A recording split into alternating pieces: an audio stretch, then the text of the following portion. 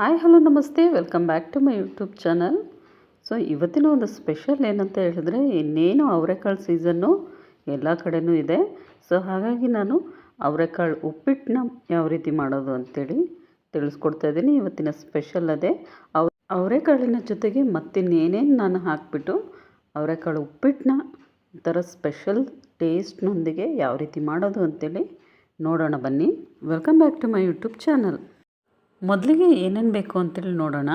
So ಮೊದಲಿಗೆ ಮೇಯ್ನಾಗಿ ಅವರೆಕಾಳು ಬೇಕಾಗುತ್ತೆ. ಅವರೆಕಾಳನ್ನ ನಾನು ಒಂದು 2 ಇಡೀ ಆಗೋವಷ್ಟು ಅವರೆಕಾಳನ್ನ ತೊಗೊಂಡಿದ್ದೀನಿ. ಮಾಡೋಕ್ಕಿಂತ ಮುಂಚೆ ಈ ರೀತಿಯಾಗಿ ನೀರಲ್ಲಿ ಒಂದು 10 ನಿಮಿಷ ನೆನೆಸಿ ಈ ರೀತಿಯಾಗಿ ಸಿಪ್ಪೆನೆಲ್ಲ ತೆಗೆದಿಡಿ. ಸೊ ಇಚ್ಚಿಗೆ ಅವರೆಕಾಳು ಅಂತಲೇ ಇದಕ್ಕೇ ಕರೀತಾರೆ.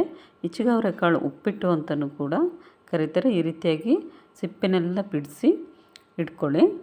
ಸೊ ನೋಡಿ, ಆರಾಮಾಗಿ ಒಂದು 10 ನಿಮಿಷ ಮುಂಚೆನೇ ನಾವು ನೆನೆಸಿಟ್ರೆ, ಇಲ್ಲಾಂದರೆ ಸ್ವಲ್ಪ ಬೆಚ್ಚಗಿರೋ ನೀರಲ್ಲೂ ಕೂಡ ನೆನೆಸಿದ್ರೆ ಬೇಗನೆ ಸಿಪ್ಪೆ ಬಿಡುತ್ತೆ.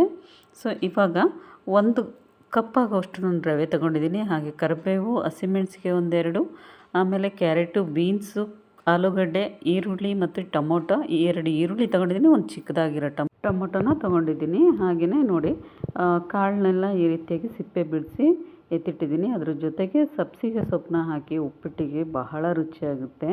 ಅವರೆಕಾಳು ಜೊತೆಗೆ ಸ್ವಲ್ಪ ಸಬ್ಸಿಗೆ ಸೊಪ್ಪು ಹಾಕಿದ್ರೆ ಟೇಸ್ಟ್ ಚೆನ್ನಾಗಿರುತ್ತೆ. ಇವಾಗ ಒಂದು ಸ್ವಲ್ಪ ಕುಕ್ಕಿಂಗ್ ಆಯಿಲ್ನ ಹಾಕ್ಕೊಳ್ಳಿ. ಆಯಿಲ್ ಚೆನ್ನಾಗಿ ಕಾದ ನಂತರ ಏನು 1 ಕಪ್ಪು ರವೆ ತೊಗೊಂಡಿದ್ನಲ್ವ ನಾನು, ಉಪ್ಪಿಟ್ಟು ರವೆ, ಅದನ್ನು ಚೆನ್ನಾಗಿ ಹುರ್ಕೋಬೇಕು. ಸೊ 1 ಕಪ್ ಅಳತೆ ಪ್ರಮಾಣ ಸ್ವಲ್ಪ ಕರೆಕ್ಟಾಗಿದ್ದರೆ ನಾವು ನೀರು ಎಷ್ಟು ಹಾಕ್ಬೋದು ಅಂತೇಳಿ ನಮಗೆ ಗೊತ್ತಾಗುತ್ತೆ. ಚೆನ್ನಾಗಿ ಹುರಿದ್ಕೊಳ್ಳಿ ಇದನ್ನು.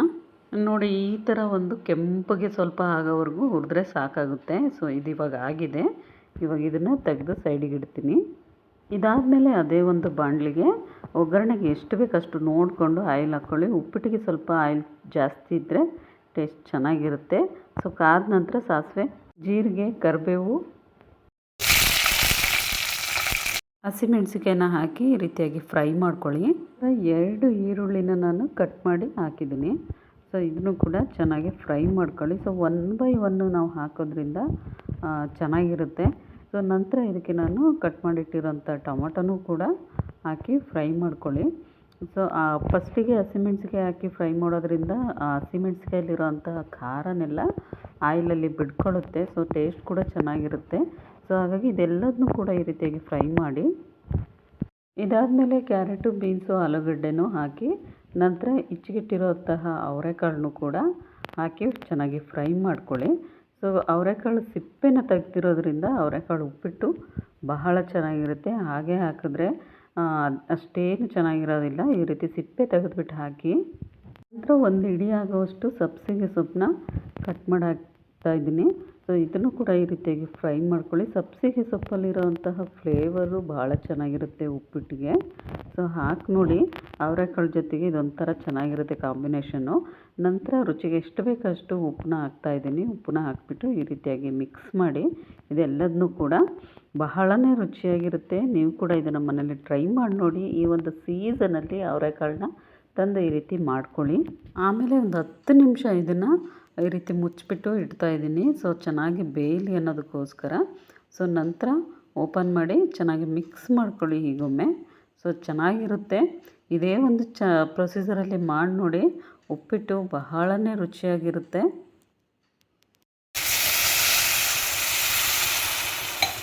ಇನ್ನು ನಾವು ಅಳತೆ ಪ್ರಮಾಣ 1 ಕಪ್ ರವೆ ತೊಗೊಂಡಿದ್ನಲ್ವ, 1 ಕಪ್ ರವೆಗೆ ಕರೆಕ್ಟಾಗಿ 2 ಕಪ್ಪು ನೀರನ್ನ ಹಾಕಬೇಕು. ಆದರೆ ಇಲ್ಲಿ ನಾನು ಅವರೆಕಾಳು ಕೂಡ ಹಾಕಿರೋದ್ರಿಂದ ಸ್ವಲ್ಪ ಬೇಯಬೇಕಲ್ವ, ಹಾಗಾಗಿ ಒಂದು ಅರ್ಧ ಲೋಟ ಸ್ವಲ್ಪ ಜಾಸ್ತಿ ಹಾಕಿದ್ದೀನಿ.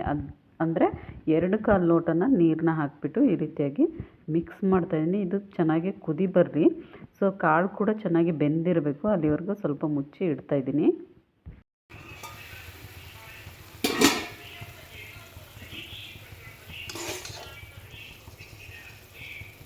ಇವಾಗ ನೋಡಿ, ತೆಗೆದ್ಬಿಟ್ಟು ನಾನು ಇವಾಗ ಕಾಳು ಬೆಂದಿದೆಯೋ ಇಲ್ಲ ಅಂಥೇಳಿ ಚೆಕ್ ಮಾಡಿ ನೋಡ್ತಾ ಇದ್ದೀನಿ. ಸೊ ಕಾಳು ಚೆನ್ನಾಗಿ ಬೆಂದಿದ್ರೆ ಮಾತ್ರ ರವೆ ಹಾಕಲಿಕ್ಕೆ ಚೆನ್ನಾಗಿರುತ್ತೆ. ನೋಡಿ, ಈ ರೀತಿಯಾಗಿ ಕಾಳು ಹೀಗಂದರೆ ಪುಡಿ ಆಗಬೇಕು. ಆ ರೀತಿಯಾಗಿ ಅವರೆಕಾಳು ಚೆನ್ನಾಗಿ ಬೆಂದಿರಬೇಕು. ಸೊ ಇವಾಗ ರವೆ ಹಾಕಲಿಕ್ಕೆ ಒಂದು ಒಳ್ಳೆಯ ಹದ ಅಂತಲೇ ಹೇಳ್ಬೋದು. ಈ ಟೈಮಲ್ಲಿ ನಾನು ಇವಾಗ ಲೋ ಫ್ಲೇಮ್ ಲೋ ಫ್ಲೇಮಲ್ಲಿ ಇಟ್ಬಿಟ್ಟು ರವೆನ ನಿಧಾನಕ್ಕೆ ಹಾಕಿ ಚೆನ್ನಾಗಿ ಮಿಕ್ಸ್ ಮಾಡ್ಕೊಳ್ಳಿ ಬೇಗನೆ, ಇಲ್ಲಾಂದರೆ ಗಂಟಾಗೋವಂಥ ಒಂದು ಚಾನ್ಸಸ್ ಇರುತ್ತೆ. ಹಾಗಾಗಿ ಲೋ ಫ್ಲೇಮಲ್ಲೇ ಇಟ್ಬಿಟ್ಟು ಇದನ್ನು ನೀಟಾಗಿ ಮಿಕ್ಸ್ ಮಾಡಿ ಈ ರೀತಿಯಾಗಿ. ಸೊ ಬಹಳನೇ ಚೆನ್ನಾಗಿರುತ್ತೆ ಅವರೆಕಾಳು ಉಪ್ಪಿಟ್ಟು. ನೋಡಿ ಈ ಥರ ನೀವು ಮಾಡಿ ನೋಡಿ. ಉಪ್ಪಿಟ್ಟನ್ನ ಯಾರು ಇಷ್ಟಪಡದೇ ಇರೋರು ಕೂಡ ಉಪ್ಪಿಟ್ಟನ್ನ ಚೆನ್ನಾಗಿ ತಿಂತಾರೆ ಈ ಥರ ಮಾಡಿದ್ರೆ. ಸೊ ಬಹಳನೇ ರುಚಿಯಾಗಿರುತ್ತೆ. ಸೊ ಇವಾಗ ಈ ರೀತಿಯಾಗಿ ಮಿಕ್ಸ್ ಮಾಡಿ ಇಡ್ತಾಯಿದ್ದೀನಿ. ಇದೊಂದು 5 ಮಿನಿಟ್ಸು ಬೇಯಲಿಕ್ಕೋಸ್ಕರ ಮುಚ್ಚಿಡೋಣ. ಸೊ ನಂತರ ಓಪನ್ ಮಾಡಿ ನೋಡಿ ಈ ಥರ ಆಗಿದೆ. ಇದನ್ನೆಲ್ಲದನ್ನು ಕೂಡ ಈ ರೀತಿ ಇವಾಗ ನೋಡಿ ಮತ್ತೊಮ್ಮೆ ಈ ರೀತಿಯಾಗಿ ಮಿಕ್ಸ್ ಮಾಡಿ ಎಲ್ಲದನ್ನು ಕೂಡ. ಬಹಳನೇ ರುಚಿಯಾಗಿರುತ್ತೆ. ಅವರೆಕಾಳು ಫ್ಲೇವರು ಆಗಿರ್ಬೋದು, ಹಾಗೆ ಸಬ್ಸಿಗೆ ಸೊಪ್ಪಿನ ಘಮ ಆಗಿರ್ಬೋದು ಬಹಳ ಚೆನ್ನಾಗಿ ಬರ್ತಾಯಿದೆ. ಸೊ ಟೇಸ್ಟ್ ಕೂಡ ಅಷ್ಟೇ ಭಾಳ ರುಚಿಯಾಗಿರುತ್ತೆ. ನೀವು ಕೂಡ ಇದನ್ನು ಮನೇಲಿ ಟ್ರೈ ಮಾಡಲೇಬೇಕು. ಸೊ ಹಾಗಿದ್ದರೆ ಹೊಸಬ್ರು ಯಾರೆಲ್ಲ ನನ್ನ ಚಾನಲ್ನ ನೋಡ್ತಾ ಇದ್ದರೆ ದಯವಿಟ್ಟು ಇವಾಗಲೇ ಹೋಗಿ ಸಬ್ಸ್ಕ್ರೈಬ್ ಮಾಡ್ಕೊಳ್ಳಿ, ಲೈಕ್ ಮಾಡಿ, ಶೇರ್ ಮಾಡಿ.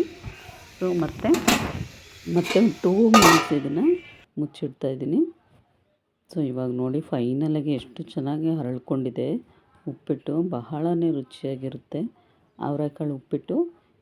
ಈ ವಿಡಿಯೋ ನಿಮಗೆಲ್ರಿಗೂ ಇಷ್ಟ ಆಗಿದೆ ಅಂಥೇಳಿ ಭಾವಿಸ್ತೀನಿ. ಸೊ ಹೀಗೆ ಸಪೋರ್ಟ್ ಮಾಡ್ತಾಯಿರಿ ಫ್ರೆಂಡ್ಸ್. ಸೊ ಫೈನಲಾಗಿ ಉಪ್ಪಿಟ್ಟು ರೆಡಿ ಆಯಿತು.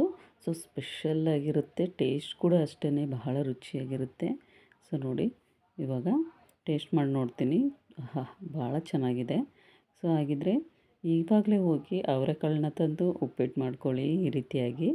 ಸೊ ಯಾರಿಗೆಲ್ಲ ಈ ವಿಡಿಯೋ ಇಷ್ಟ ಆಗಿದ್ದರೆ ದಯವಿಟ್ಟು ಸಬ್ಸ್ಕ್ರೈಬ್ ಮಾಡ್ಕೊಳ್ಳಿ, ಲೈಕ್ ಮಾಡಿ, ಶೇರ್ ಮಾಡಿ ಮತ್ತು ಕಮೆಂಟ್ ಮಾಡಿ. ಇನ್ನೊಂದಷ್ಟು ಹೊಸ ರೆಸಿಪಿಯೊಂದಿಗೆ, ಒಂದು ಸ್ಪೆಷಲ್ ಆಗಿರೋ ರೆಸಿಪಿಯೊಂದಿಗೆ ಇಲ್ಲಾಂದರೆ ಲಾಗೊಂದಿಗೆ ಮತ್ತೆ ನಾನು ಖಂಡಿತ ಸಿಗ್ತೀನಿ. ಹೀಗೆ ಸಪೋರ್ಟ್ ಮಾಡ್ತಾಯಿರಿ ಫ್ರೆಂಡ್ಸ್. ನೋಡಿ ಎಷ್ಟು ಚೆನ್ನಾಗಿದೆ ಉಪ್ಪಿಟ್ಟು ಅಂತ ಹೇಳಿದ್ರೆ ಬಹಳ ರುಚಿಯಾಗಿದೆ ಉಪ್ಪಿಟ್ಟು. ಯಾರಿಗೆಲ್ಲ ಇಷ್ಟ ಇಲ್ಲ ಅವರೆಲ್ಲರೂ ಕೂಡ ಇಷ್ಟಪಟ್ಟು ತಿಂತಾರೆ. ಈ ರೀತಿ ಅವರೆಕಾಳು ಹಾಕಿ ಉಪ್ಪಿಟ್ಟು ಮಾಡೋದ್ರಿಂದ ಅವರೆಕಾಳು ಉಪ್ಪಿಟ್ಟು ಬಹಳನೇ ಸೊಗಸಾಗಿದೆ, ಹಾಗೆಯೇ ಬಹಳ ರುಚಿಯಾಗಿದೆ ಕೂಡ. ಸೊ ಮತ್ತೆ ಮುಂದಿನ ಒಂದು ಲಾಗಲ್ಲಿ ಮತ್ತೆ ನಾನು ಸಿಗ್ತೀನಿ ಫ್ರೆಂಡ್ಸ್. ಹೀಗೆ ಸಪೋರ್ಟ್ ಮಾಡ್ತಾಯಿರಿ. ಟೇಕ್ ಕೇರ್ ಎಲ್ರಿಗೂ.